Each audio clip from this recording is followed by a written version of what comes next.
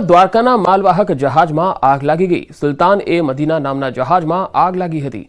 મૂળ સલાયાનું માલવાહક જહાજ મકલા પોર્ટ પર આ બનાવ બન્યો છે।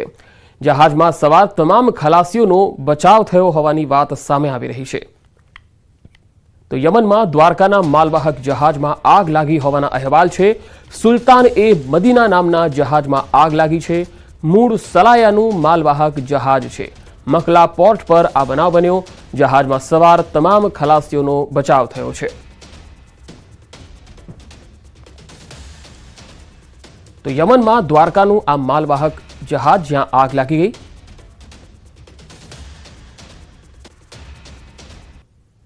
સુલતાન એ મદીના નામના જહાજમાં આગ લાગી। મૂળ સલાયાનું માલવાહક જહાજ જે મકલા પોર્ટ પર તેમાં આગ લાગી ગઈ હતી। તેમાં સવાર તમામ ખલાસીઓનો બચાવ થયો છે।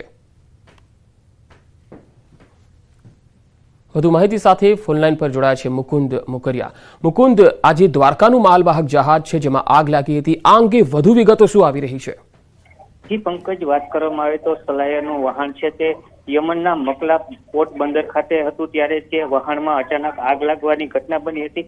યમનના મકલા પોર્ટ પાસે જે માલ સામાન ભરેલું જે સલાયાનું વાહન છે તેમાં આગ લાગતા વાહન છે તે સંપૂર્ણ બળીને ખાખ થઈ ગયું હતું। વાહનમાં સવાર તમામ ખલાસીઓ છે તેમનો પણ આ બાદ બચાવ થઈ ગયો હતો અને આ વાહન માલિક છે તે સુંભણિયા રોશનબેન નું આ જે જહાજ છે તે હોવાનું સામે આવ્યું છે અને હાલ જે વાહન છે તે સંપૂર્ણ બળીને ખાખ થયું છે। જી પંકજ। જી મુકુંદ, આભાર માહિતી આપવા માટે। દેશી દારૂની ભઠ્ઠી ઝડપાઈ। ભાણવડ પંથકમાં દારૂની ભઠ્ઠી પર પોલીસે દરોડા પાડ્યા। 6000 લીટર દારૂ બનાવવાનો કાચો આથો ઝડપાયો। દરોડા કરતા 2 આરોપીઓ ફરાર થયા છે। પરડા ડુંગરના કાનમેરા વિસ્તારમાં દારૂની ભઠ્ઠી ચલાવતા પોલીસે ગુનો નોંધીને આરોપીને પકડવાની કવાયત શરૂ કરી છે।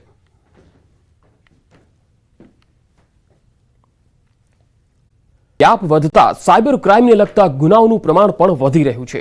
ત્યારે સાયબર ગઠિયાઓની દરરોજ બદલાતી મોડસ ઓપરેન્ડી સામે લોકોને જાગૃત કરવા સાયબર ક્રાઇમ શાળા કોલેજના વિદ્યાર્થીઓને સાથે રાખી સોશિયલ મીડિયાનો ઉપયોગ કરશે, જેમાં વિદ્યાર્થીઓની મદદથી અલગ અલગ ગુનાની મોડસ ઓપરેન્ડી શું છે, તેનાથી સાવચેત રહેવા માટે શું કરવું અને શું તકેદારી રાખવી તે અંગેની જાણકારી સાયબર ક્રાઇમ સોશિયલ મીડિયામાં વિડીયો અને ગ્રાફિક્સ મારફતે આપશે, જેથી લોકો ગુના અંગે માહિતગાર થાય અને સાયબર ગઠિયાઓની જાળમાં ન ફસાય।